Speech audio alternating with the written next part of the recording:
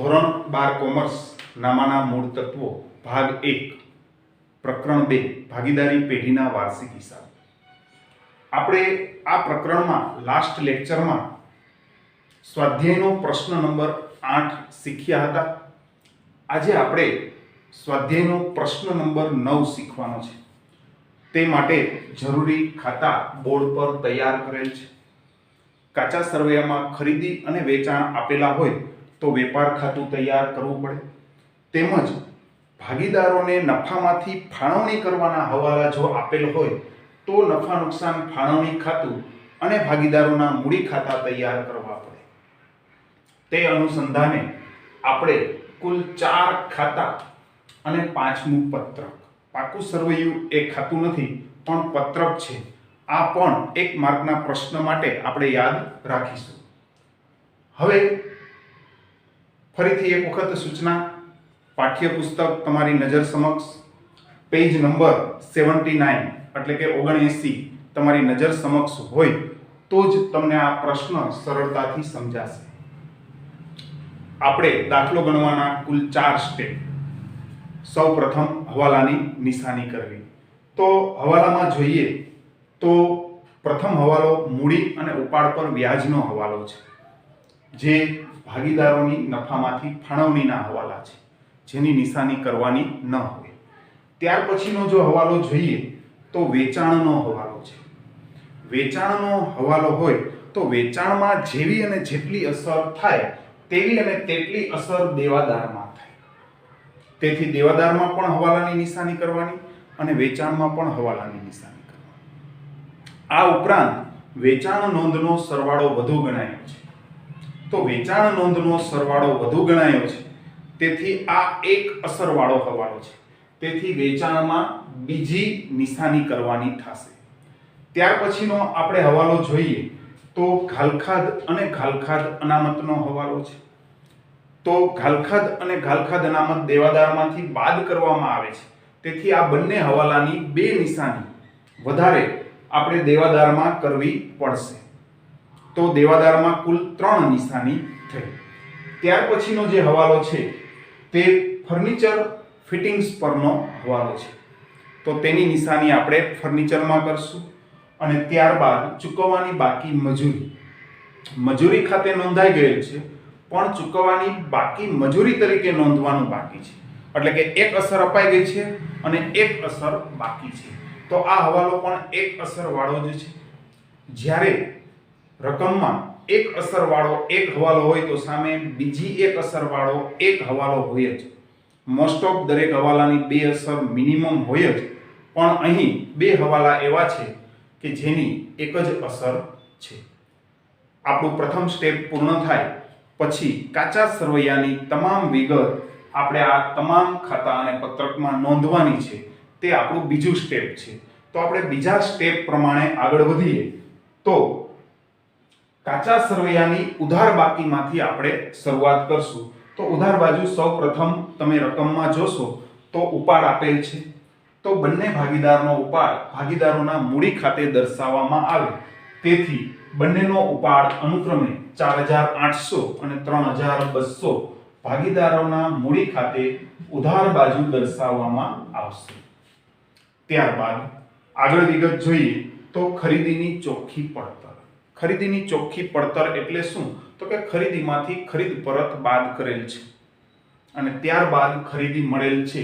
જે ખરીદી આપણને રકમમાં 1,06,000 આપેલ છે, જે અહીં અંદરની કોલમમાં નોંધશું, કારણ કે અન્ય રીતે ગયેલ માલ એટલે કે નમૂનાથી ગયેલ માલ, ઉપાડથી ગયેલ માલ, આગથી બળી ગયેલ માલ, ચોરીથી ગયેલ માલ, તે ખરીદીમાંથી બાદ કરવાનો હોય છે.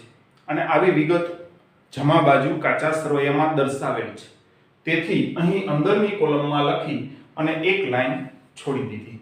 ત્યારબાદ જોઈએ તો માલ સ્ટોક. માલ સ્ટોક આપેલ છે, કૌંસમાં તારીખ આપેલ છે 31/3/2017.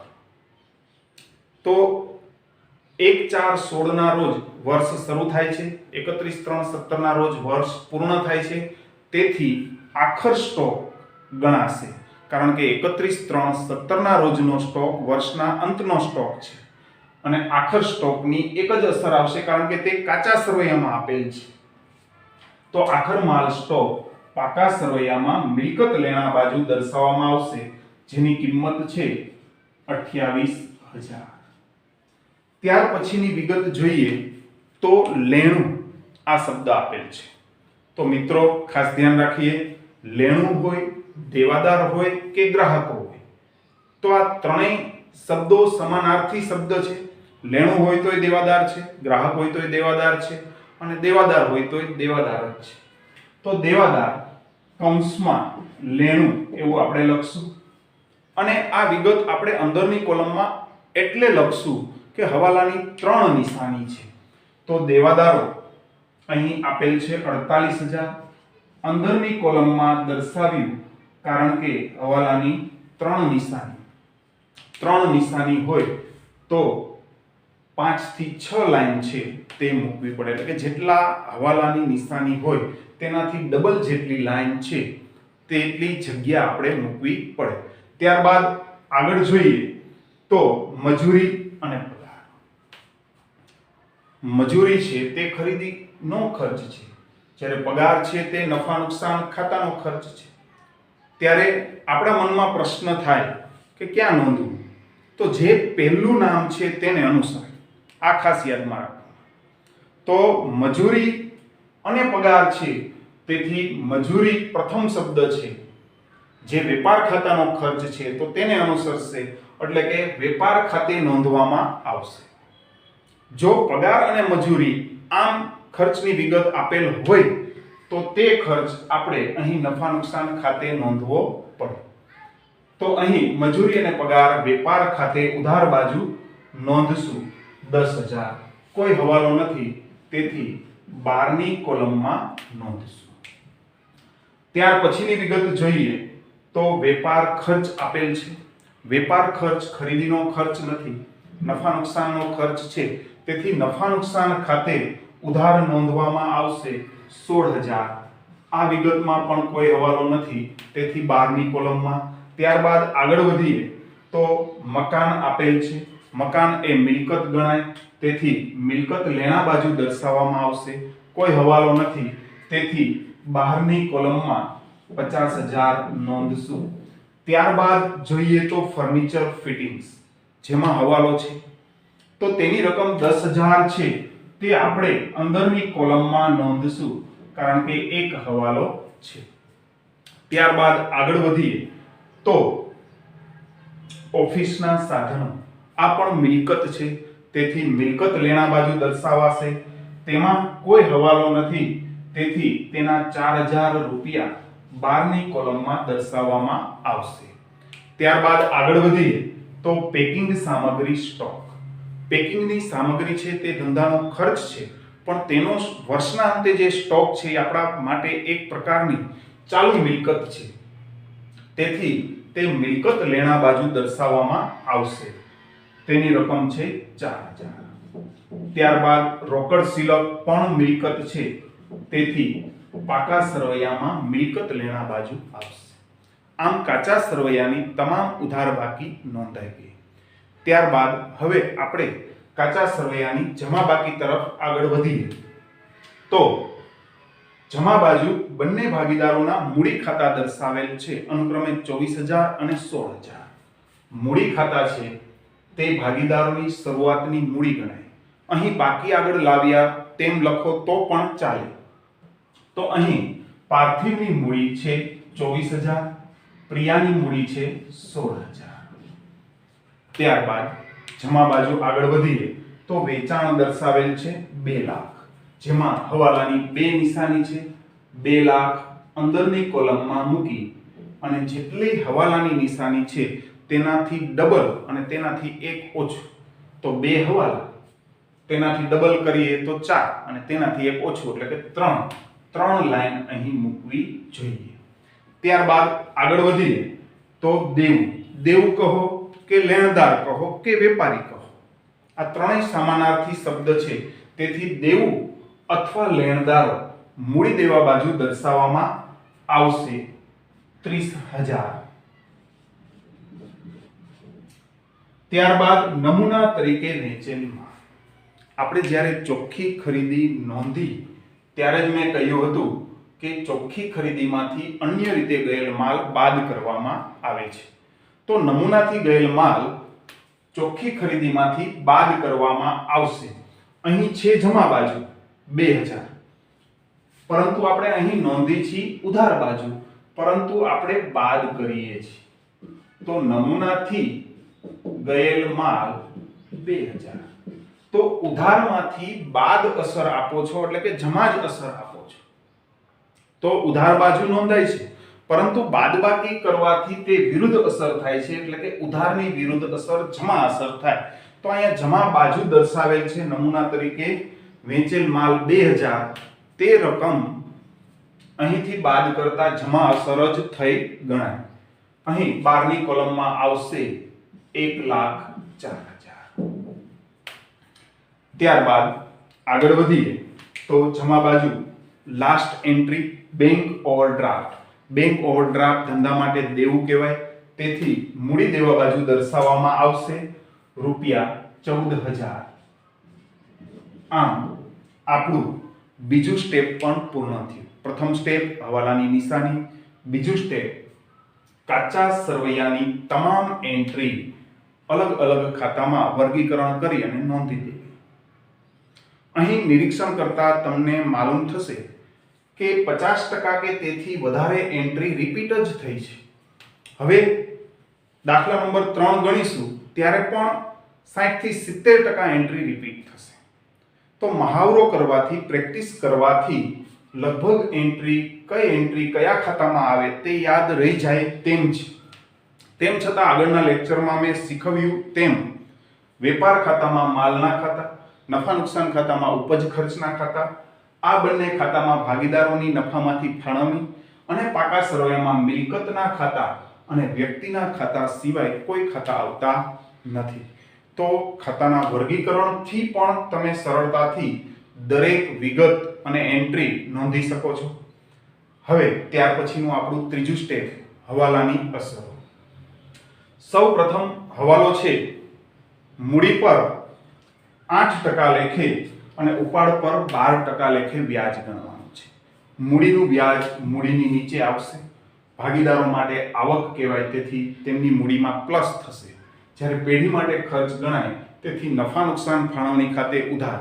આમ હવાલાની ઉધાર જમા બે સરખી અસર થવી જોઈએ. તો મૂડીનું વ્યાજ મૂડીની નીચે, આના 8% લેખે તમે ગણશો તો કેલ્ક્યુલેટરમાં ગણતરી કરતા 1,920 રૂપિયા આવશે. જ્યારે 1,60,000 ના 8% લેખે કેલ્ક્યુલેટરમાં ગણતરી કરતા 1,280 આવશે. પેઢી માટે ખર્ચ ગણાય, તેથી મૂડીનું વ્યાજ નફા નુકસાન ફાળવણી ખાતે ઉધાર બાજુ પાર્થિવ અને પ્રિયા 1920 અને 1280 બંનેનો સરવાળો બહારની કોલમમાં મૂકતા 3,200 રૂપિયા. આ હવાલાની ઉધાર અને જમા સરખી અસર થઈ ગઈ. ત્યાર પછી જ હું બીજા હવાલા તરફ ધ્યાન કરીશ, તેઓ મનમાં સંકલ્પ કરી લ્યો. ચોકસાઈથી આગળ વધશું તો 100% આપણા પ્રશ્નનો જવાબ મળશે જ. તો ત્યારબાદ પ્રથમ હવાલામાં જ ઉપાડ પર 12% લેખે વ્યાજ ગણવાનું છે. પરંતુ સાથે એક વિગત એવી આપેલ છે કે પાર્થિવ દર માસના અંતે 400 રૂપિયાનો ઉપાડ કરે છે. તો દર મહિનાના અંતે ઉપાડ કરે તેના માટે આપણે કઈ રીતે ગણતરી કરવી તે આપણે પ્રથમ પ્રકરણમાં શીખી ગયા છીએ. તેમ છતાં અહીં ગણતરી કરીએ તો ઉપાડ પર વ્યાજ પાર્થિવ માટે આપણે ગણતરી કરીએ તો પાર્થિવ દર મહિનાના અંતે 400 નો ઉપાડ કરે છે. વ્યાજનો દર 12% છે, તેથી 12/100 અને દર મહિનાના અંતે ઉપાડ કરે તો 66/12 n તરીકે લેવામાં આવે છે. અહીં સાદુરૂપ આપતા જવાબ મળશે 264 રૂપિયા. કેલ્ક્યુલેટરમાં તમે ગણતરી કરી લેજો. ત્યારબાદ પ્રિયાનો ઉપાડ, તો તેના માટે એવી બાબત આપેલ છે કે પ્રિયા તેનો ઉપાડ, સમગ્ર રકમનો ઉપાડ 1/10/16 ના રોજ કરે છે. તો વર્ષ પૂર્ણ થાય છે 31 માર્ચના રોજ. તો 10મા મહિનાથી શરૂ કરો, 10, 11, 12, 1, 2 ને 3, આમ 6 માસનું વ્યાજ ગણવાનું થશે. દર મહિનાના અંતે કે દર મહિનાની શરૂઆતમાં ઉપાડ હોય તો અહીં માસિક ઉપાડની રકમ લેવી પડે તે ધ્યાનમાં રાખજો. જ્યારે અહીં પ્રિયાએ કુલ ઉપાડ કરેલ છે 3200, તે રકમ લેવી પડશે, કારણ કે તે દર મહિનાના અંતે કે શરૂઆતમાં ઉપાડ કરતી નથી, તે એક સાથે રકમનો ઉપાડ કરે છે. તેથી સમગ્ર રકમ અહીં લેવી પડશે. વ્યાજનો દર તો સરખો જ છે, 12/100 અને તેના ઉપાડ પર 6 મહિનાનું વ્યાજ ગણાશે, એટલે કે 6/12. આ બધા છેદ ઉડાડી અથવા કેલ્ક્યુલેટરમાં ગણતરી કરતા રકમ મળશે 192 રૂપિયા. હવે આ બે વ્યાજની અસરો આપવાની છે. તો ઉપાડનું વ્યાજ ઉપાડની નીચે, કારણ કે ભાગીદાર માટે ખર્ચ છે, તેથી તેની મૂડીમાંથી બાદ થશે. પાર્થિવનું ઉપાડ પરનું વ્યાજ છે 264, પ્રિયાનું છે 192. અહીં ઉધાર અસર થઈ, અહીં જમા આપવાની. બીજી રીતે લોજિકલી જો વિચારીએ તો પેઢી માટે ઉપાડનું વ્યાજ આવક છે, ઉપજ છે, તેથી જમા બાજુ. અહીં આપણે દર્શાવશું ઉપાડનું વ્યાજ. પાર્થિવ અને પ્રિયા 264 અને 192 સરવાળો કરતા મળશે 456. તો પ્રથમ હવાલાની બંને અસરો થઈ ગઈ. ત્યારબાદ હવાલો જોઈએ તો ₹10,000ના ઉધાર વેચાણની નોંધ કરવાની બાકી છે. જે ગ્રાહકને આપણે ઉધાર વેચાણ કરેલ છે તે આપણા માટે દેવાદાર છે. જો એની નોંધ જ નથી થઈ તો સાચું વેચાણ જાણવા માટે અથવા વર્ષનું પૂર્ણ વેચાણ જ દર્શાવવું જોઈએ, કે જેથી વર્ષના અંતે ધંધામાં સાચું પરિણામ મળે. અને ધંધાનું સાચું પરિણામ મેળવવા માટે જે વેચાણ નોંધેલ નથી તે અહીં નોંધવા માટે આપણે ઉમેરવું પડશે. તો તેવી જ અસર દેવાદારમાં થશે, કારણ કે એટલી જ રકમના દેવાદારો વધશે. તો એક અસર અહીં ન નોંધેલ વેચાણ 10,000 એ ઉમેર્યા બાદની રકમ અંદર જ રાખેલ છે, કારણ કે હજી એક હવાલાની અસર બાકી છે. આ હવાલાની બીજી અસર, એક અસર જમા થઈ, કારણ કે જમા બાજુ પ્લસ કરેલ છે. બીજી અસર દેવાદારમાં પ્લસ, ન નોંધેલ વેચાણ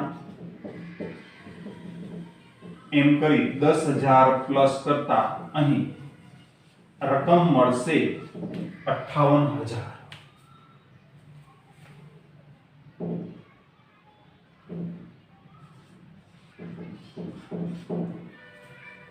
તો એક જમા અસર, એક ઉધાર અસર, કારણ કે મિલકત લેણાની તમામ બાકીઓ ઉધાર હોય છે, મૂડી દેવાની તમામ બાકીઓ જમા હોય છે.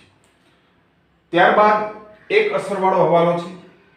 માર્ચ 2017ની વેચાણ નોંધનો સરવાળો ભૂલથી 2000 વધુ ગણ્યો છે. એટલે કે ભૂલથી 2000 વેચાણ વધુ ગણાઈ ગયું છે, પણ જેની અસર દેવાદારમાં થયેલ નથી, કારણ કે દેવાદારના જે સરવાળા થયેલા છે તેમાં ભૂલ નથી, ફક્ત વેચાણ નોંધના જ સરવાળામાં ભૂલ છે.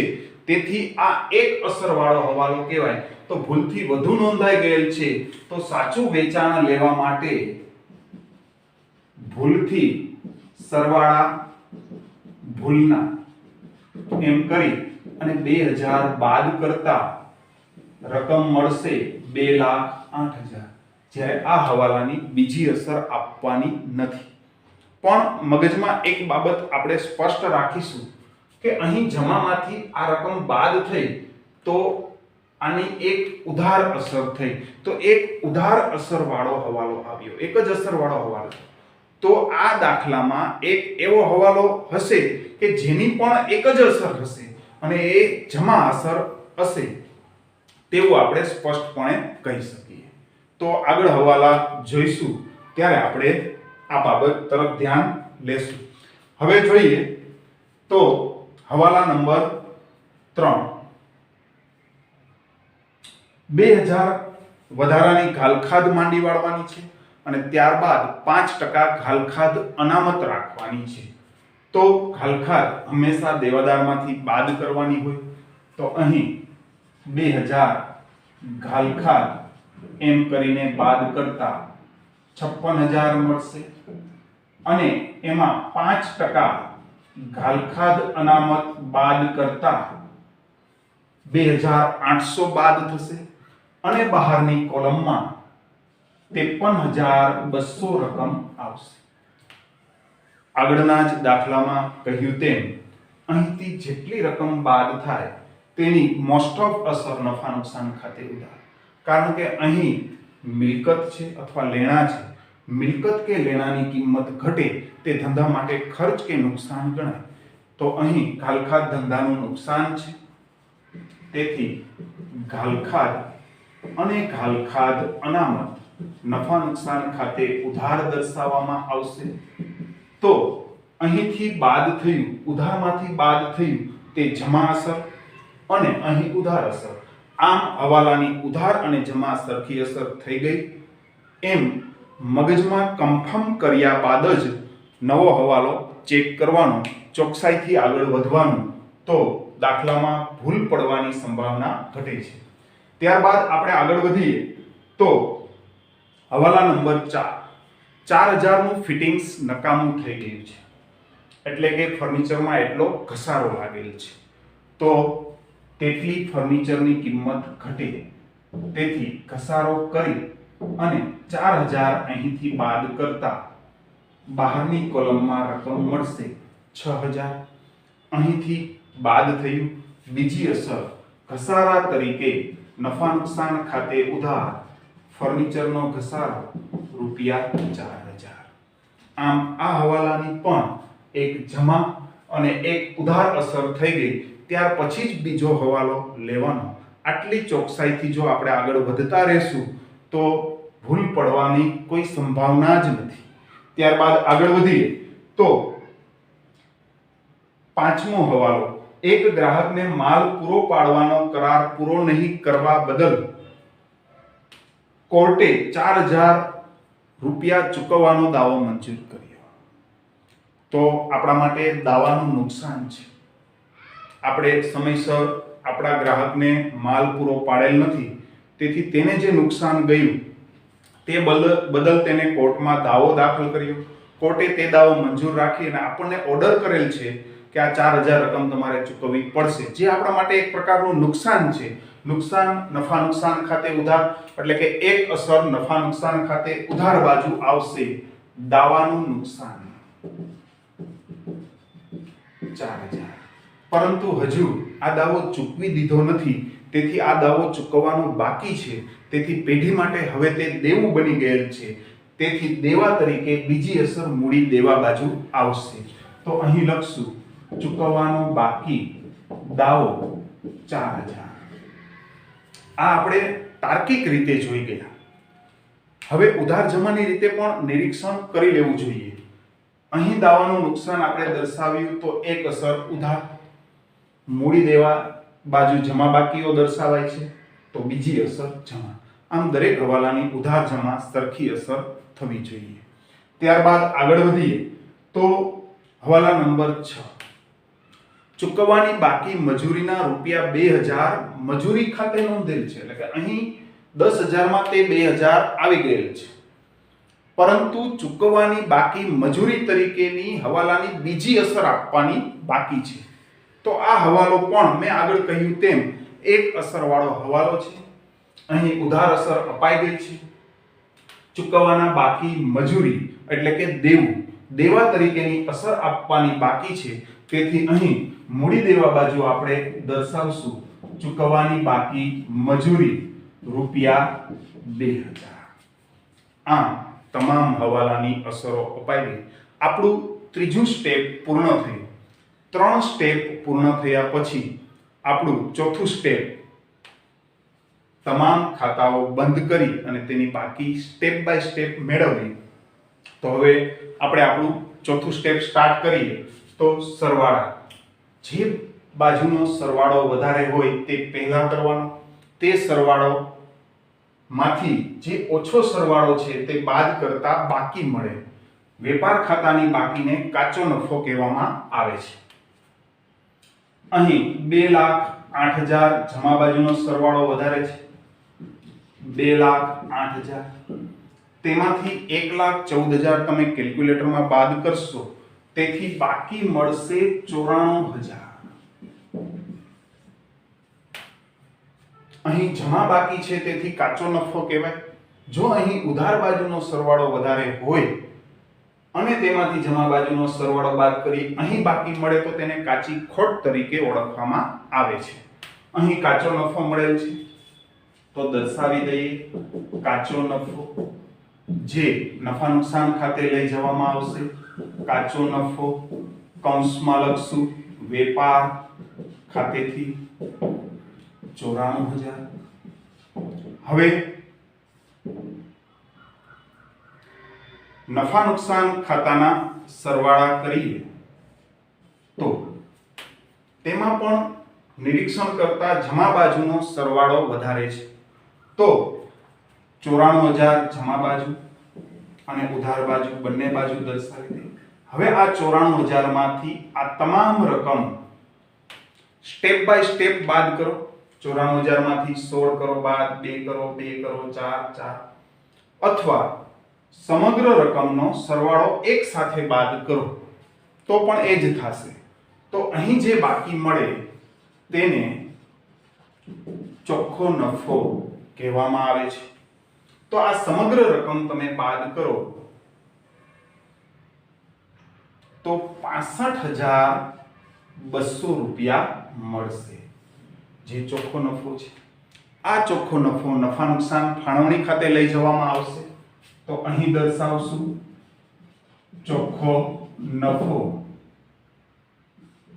65,200. અહીં સરવાળો કરતા રકમ મળે છે 65,656. 65,656. આમાંથી આ રકમ બાદ કરતા જે નફો મળે તેને વેચણી પાત્ર નફો કહે છે. જે બંને ભાગીદાર તેના નફા નુકસાનના પ્રમાણમાં વહેંચી લેશે. અહીં રકમમાં બંને ભાગીદારનું નફા નુકસાનનું પ્રમાણ આપેલ નથી, તેથી બંને ભાગીદાર વચ્ચે જે નફો આવે તે સરખા પ્રમાણમાં વહેંચવાનો રહેશે.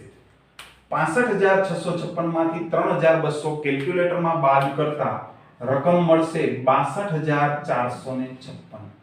જે બંને ભાગીદાર વચ્ચે સરખા હિસ્સે વહેંચતા રકમ મળશે 31,228 અને 31,228.